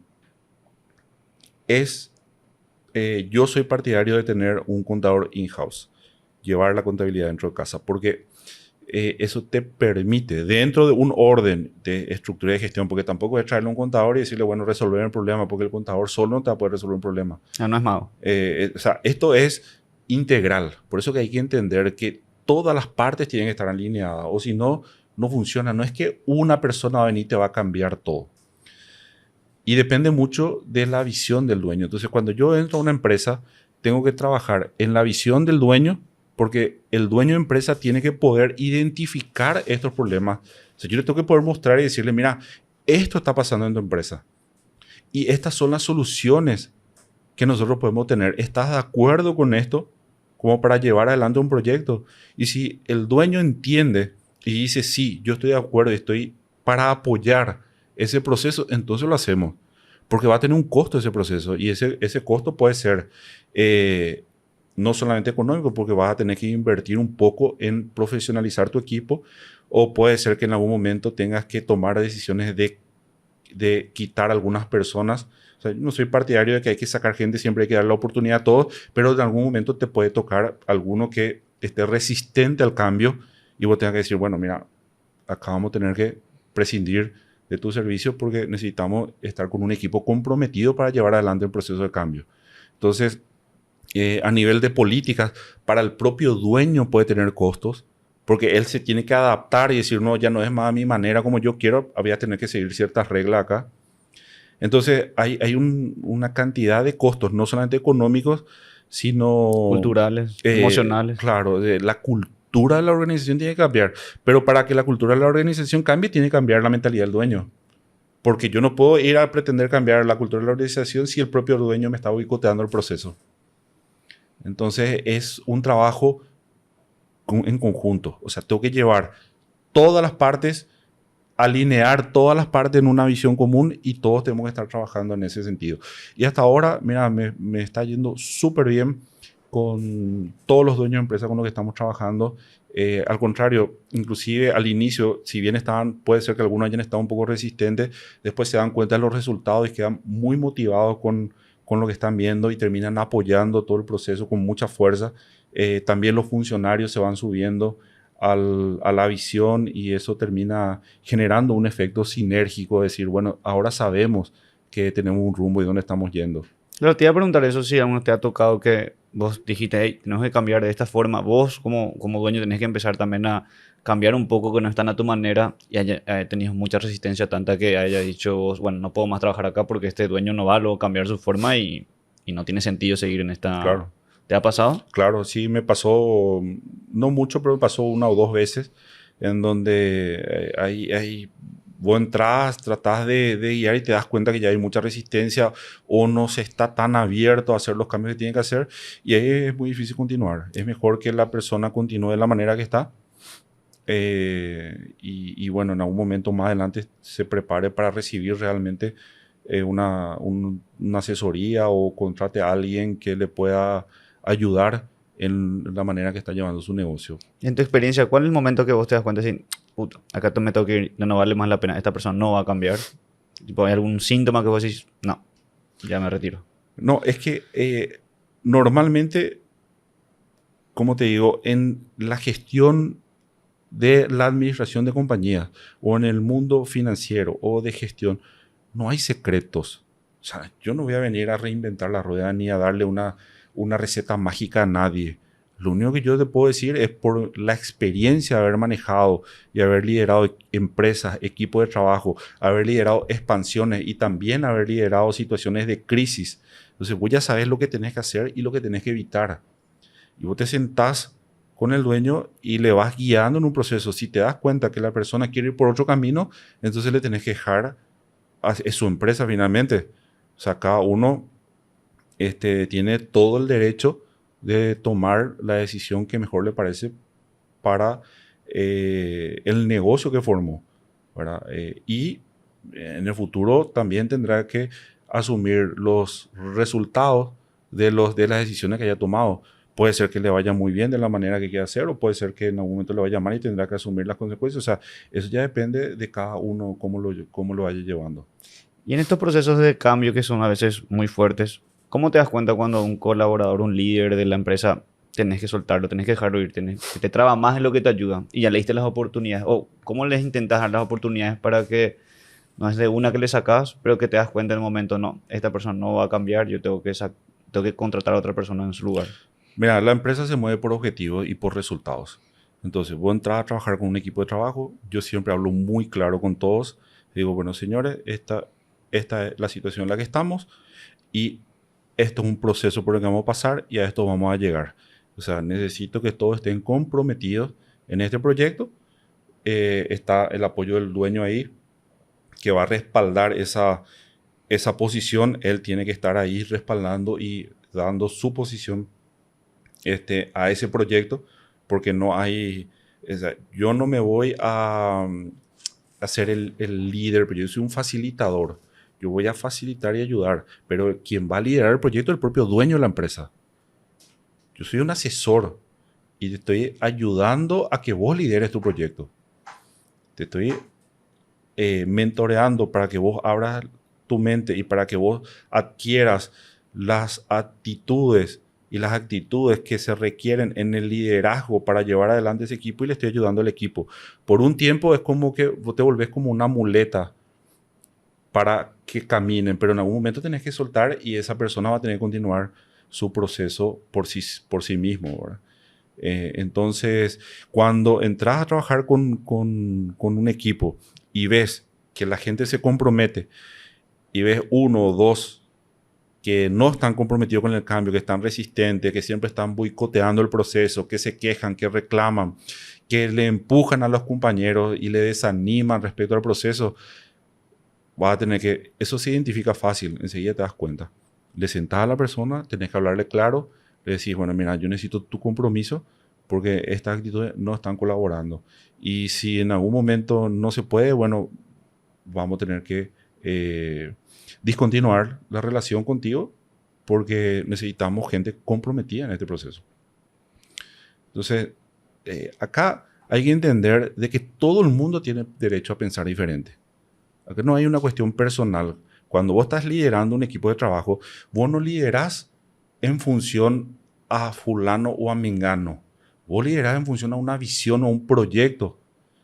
¿Entendés? Y vos vas viendo si tu equipo está alineado con esa visión. En algún momento puede haber gente que no esté alineada con la visión de la empresa en ese momento y es respetable. Y hay que entender, uno no tiene que tomar personal eso. Entonces, lo único que uno tiene que tener es la madurez y la capacidad de sentarse a hablar y decir, bueno, mira, hasta acá creo que vinimos bien, te agradezco por todo, pero nosotros necesitamos continuar con gente que esté alineada a este proyecto. Y la propia persona también debe estar trabajando en un lugar donde sienta que está contribuyendo en un proyecto donde se siente parte, donde está a gusto o donde comparte la visión. Por si esa persona no comparte la visión y solamente está por el salario, no está contribuyendo, está siendo un peso muerto para la empresa. Entonces, para esa persona también va a ser positivo abrirse al mercado y buscar un lugar donde sí pueda compartir la visión de la empresa. ¿Qué haces en tus casos? Mejor, voy a replantear. Contanos los casos más fuertes que has tenido en la parte de mediar entre los colaboradores o los líderes con tu sistema de cambio. No hace falta mencionar empresas, pero casos específicos, una historia ahí que tenés. Bueno, en una de las empresas que me tocó entrar, en algún momento me tocó liderar procesos muy fuertes de cambio y muy drásticos porque estaba en una situación apremiante, entonces no había mucho tiempo para hacer un proceso tranquilo, ir hablando con todos. Era entrar y hacer los ajustes rápidos. Entonces tuve que empezar a imponer posiciones en aquel momento. Siempre hablando con la gente, siendo muy claro y muy transparente, pero no tenía ese tiempo de interactuar, digamos, en lo personal. Entonces era establecer el cambio y ver quiénes estaban abiertos a acompañar y quiénes no estaban abiertos. Y quienes no estaban abiertos, yo fui muy claro con todo, decir, acá la empresa se va a mover por resultados y necesito que todos estemos alineados en la visión. Yo no vengo y no estoy llegando en este momento para hacerme amigo, pero podemos ser amigos, claro que sí.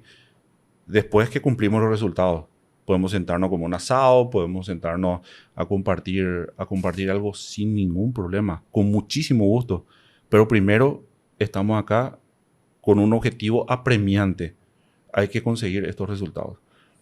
Entonces, después con el tiempo, una vez que el equipo se va acomodando y ya también hay personas que van saliendo del equipo que a lo mejor no estaban a gusto con la visión, ahí sí tenés un equipo más homogéneo y ya más comprometido y te vas fortaleciendo los lazos con los funcionarios como para generar ese vínculo, ¿verdad?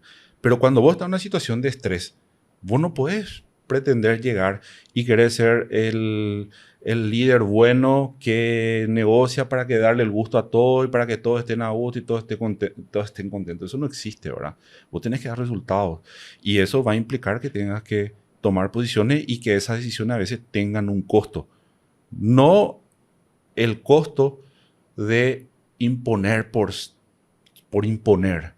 O sea, no, yo llevo acá, soy el jefe y acá tenemos que ir, querer echar a todo el mundo. No, tampoco es esa posición. Porque hay mucha gente que yo veo que hace eso y no pasa por ahí. Tiene que ser razonable. A la gente hay que darle la oportunidad, razonablemente, de que pueda demostrar que está en condiciones de cumplir una función. Y la mayoría está en condiciones. La mayoría. En sectores operativos, sobre todo, es muy difícil que uno encuentre una persona que no tiene la capacidad. Porque la capacidad tienen. Ahora, que en algún momento emocionalmente ya esté cerrado, ya esté como bloqueado, eso puede ser, y bueno, ahí ya no puedes entrar en ese proceso psicológico, ya no tenés tiempo. Lastimosamente tenés que hacer un cambio, pero si no, todas las personas que tienen la predisposición de trabajar y aprender, perfectamente pueden aprender, y si no saben algo van a aprender, y si ya lo saben lo van a hacer mejor cuando están alineados a una buena visión. ¿Qué consejo le das a esos líderes que son muy de usar la presión para hacerle mover a su gente? Bueno, hay diferentes tipos de liderazgo y de maneras de relacionarse, y también hay liderazgos que funcionan en diferentes contextos. O sea, no todos los tipos de liderazgos funcionan de la misma manera en diferentes contextos, ¿verdad? Claro. Vos podés ser súper democrático en un entorno positivo y es fácil, pero cuando estás en una situación de estrés, muchas veces no funciona ese modelo de liderazgo. Yo pienso que la presión sana es necesaria siempre, porque el ser humano se mueve por presión. Presión razonable, es decir, pero ¿cómo yo tengo que generar presión? Presión por objetivos. Presión de conseguir los resultados, ¿verdad? No esa presión de yo soy el jefe y te impongo y tenés que hacer y conseguime esto. Es como que no estás teniendo que demostrar todo el tiempo que vos sos el jefe. Y eso me tocó mucho ver me toca ver en profesionales que yo noto que tienen inseguridad para liderar. Porque esa es una inseguridad, esa necesidad de querer imponer todo el tiempo, de tratarle mal a la gente o pensar que con el maltrato están presionando y están consiguiendo resultados, realmente no es positivo y está dando más resultados negativos que positivos, porque te desanima el equipo. Y si bien logras algunas cosas a corto plazo, en el contexto general, en la suma de resultados positivos y negativos, los negativos van a terminar pesando más, o lo que estás dejando de ganar con esos resultados que lograste. Entonces, yo pienso que el buen líder no necesita imponerse, se gana la confianza del equipo. En algún momento va a tener que ser firme, va a tener que tomar decisiones, pero el equipo está comprometido, lo respeta, lo valora, lo admira y lo sigue. Y aunque alguna vez esté o no esté de acuerdo, la mayoría de las veces logra consenso. Entonces, esa es la posición de una persona que sabe liderar. En todos mis más de 20 años siendo jefe o habiendo liderado personas, nunca he tenido que levantarle la voz a nadie. Nunca. Ni siquiera para llamarle la atención. Es más, en grupo, de forma genérica, si hay que llamar la atención sobre algunas cosas, siempre lo hago en forma, cuando es grupal, en forma genérica, nunca en forma personal. Los elogios también en forma grupal. Y si a alguien le tengo que llamar la atención en forma personal, le llamo a la oficina, y un ratito, te sentás ahí, mira, esto que pasó, por favor, que no se vuelva a repetir. ¿Está bien? 2 o 3 palabras, nadie necesita más, ni siquiera un sermón. La gente sabe ya. Cuando estás en un entorno con claridad de posición y de ideas, enseguida la persona sabe si cometió un error o hay algo que está fuera de lugar. Cuando vos le llamas a decir, mira, cuídame eso, por favor. Sí, señor. Ahí ya está. Ya sabe, ya no va a volver a pasar. No necesitas decir mucho. Te va a respetar. Te va a respetar más diciéndole poco y sabiendo imponer tu posición con respeto, que si vos le estás gritando al funcionario y tratando de imponer por la fuerza algo que le genera aún más resistencia a generar ese cambio. ¿Qué crees que es lo que le falta más a nuestros líderes? ¿Cuál es el mayor defecto, problema o punto a mejorar de nuestros líderes actualmente en tu experiencia? A ver, el relacionamiento con personas es complicado, ¿verdad? No, digamos que es el mayor desafío de cualquier función de liderazgo en el plano que te toques, ¿verdad? Saber cómo relacionarte interpersonalmente. Entonces, hay habilidades que tenés que desarrollar. La comunicación es muy importante. Que vos te comuniques con claridad, que vos puedas comunicar las ideas con claridad. Sin una buena comunicación al equipo, o si una persona que tiene falencia en la comunicación, es difícil que sea un buen líder. El problema de la comunicación es que los líderes creen que son buenos comunicando. Y bueno, y tenés que fijarte en los resultados que obtenés de tu equipo. O sea, el buen líder también recibe feedback de su equipo. Está abierto a escuchar. Está abierto a recibir críticas. Es decir, a mí, cuando me juntaba con mi equipo, me gustaba preguntarle qué ven en mí que creen que tengo que mejorar. ¿Qué les parece? ¿Qué opinan de esto? No tengan miedo de opinar diferente. O sea, no estamos acá para enojarnos, al contrario, estamos para construirnos. A lo mejor ustedes están viendo algo que yo no veo. Es muy importante recibir feedback de parte del equipo para que vos también puedas alinear un poco tu visión. Después vas a sopesar y vas a medir y vas a decir, bueno, estas opiniones están un poco sesgadas o no, o esto, sí, la verdad que esto es muy razonable, tengo que tener en cuenta y busquemos, o no, esto fue de una persona en particular por algún motivo, o no, esto realmente es una posición que varios mencionaron y es algo que hay que tener en cuenta. Entonces, es fundamental evaluar o que uno haga esa autocrítica también como líder, es decir, en qué aspectos yo tengo que seguir evolucionando mi perfil para poder ser un mejor líder. O sea, la comunicación por un lado, recibir feedback y tener la apertura mental como para decir, estoy abierto a estar escuchando también. O sea, ser humilde. Tienes que tener humildad para eso.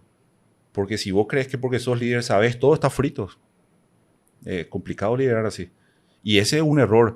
El que piensa que para ser, porque es líder, tiene que saber todo. No funciona así. Para ir cerrando, te voy a hacer unas preguntas cortas, pero no son tan cortas en responder. La primera, ¿cuál es el mejor consejo que te han dado? Una vez le pregunté a un jefe mío en el banco, cuando yo empezaba recién mi carrera, tenía 19 años, 19, 20 años, estaba, y él era ya un profesional que tenía casi 30 años de banco. Y estábamos trabajando ahí hasta tarde, al final del día, eran creo que las 7 de la noche. Y le dije, señor, le quiero hacer una pregunta. Disculpe que le pregunte, yo con todo mucho respeto, era muy joven, ¿verdad? Él ya era toda una autoridad de los bancos. Digo, si yo estoy al inicio de mi carrera y usted ya está en una posición muy avanzada, tal vez en un poco tiempo más se jubile y ya pasó por mucho a lo largo de estos años de trayectoria en el banco. Si usted me tendría que dar un consejo, ¿qué me diría?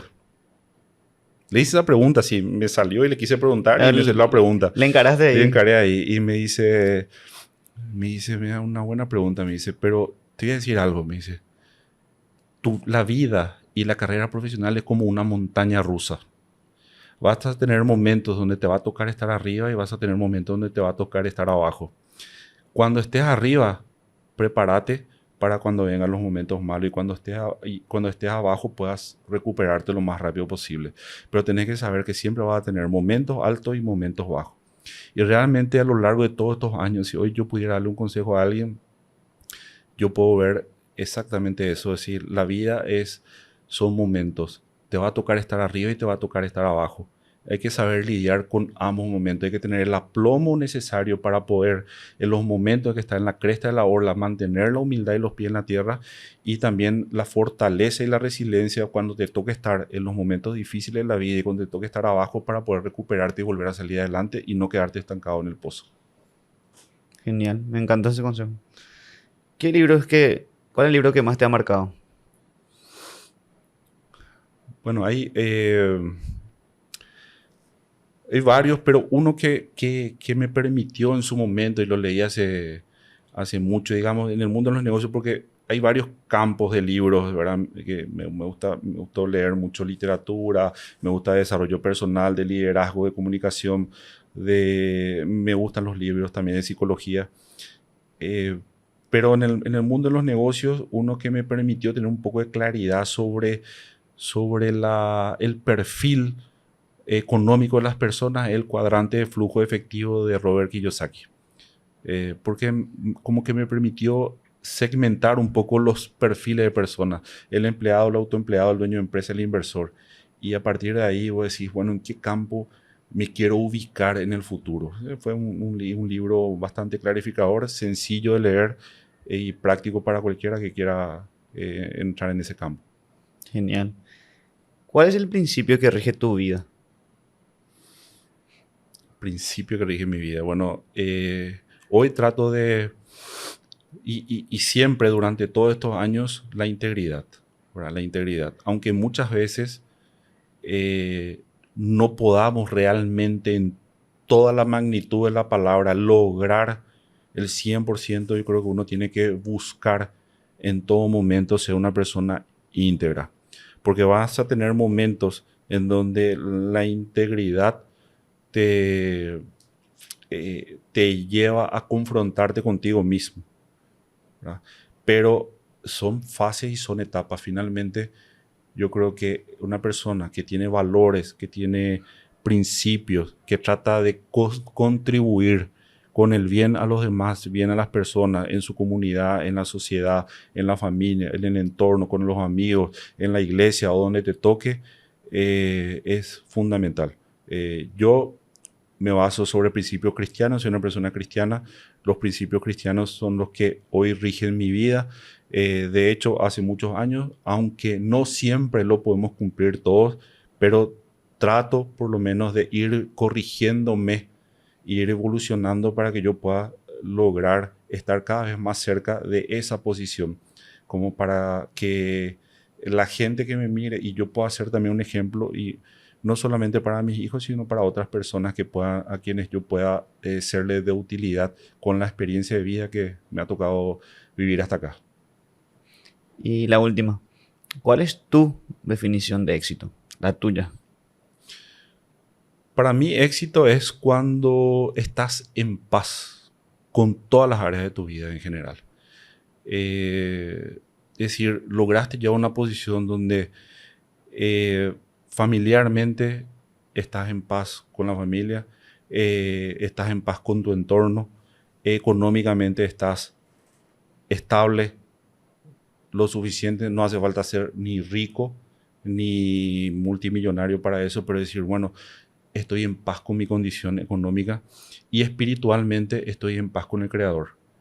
Para mí una persona exitosa, una persona que puede tener equilibrio en su vida y dice, bueno, yo me encuentro en este momento en una situación en donde me siento en equilibrio, en paz con mi entorno, con el mundo, con la vida y puedo contribuir a mejorar la vida de las personas con lo que estoy haciendo. Eso para mí es lograr el éxito y eso no se logra en cualquier momento, son etapas y lo vas logrando a lo largo de la vida, ¿verdad?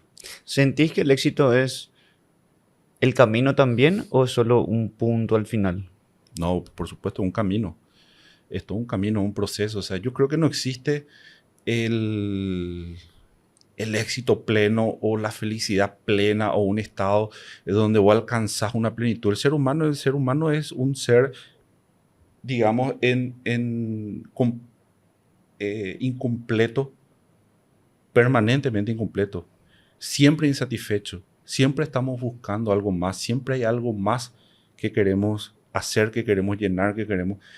Eso es natural, pero cuando yo aprendo a controlar mi incompletud, cuando yo aprendo a convivir con lo que no puedo tener también, con lo que deseo y con lo que no puedo obtener, entonces ahí yo empiezo a tener paz y para eso tengo que tener mucho equilibrio espiritual.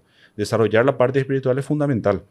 Es fundamental para que yo pueda controlar mis impulsos y esos deseos de estar queriendo y buscando siempre algo más. Es decir, yo tengo hasta un nivel económico, pero quiero más. Yo tengo hasta un nivel, un nivel de amistades, pero quiero más. Un nivel en la pareja, pero quiero más. O sea, siempre estás buscando mal y es como que estás insatisfecho todo el tiempo.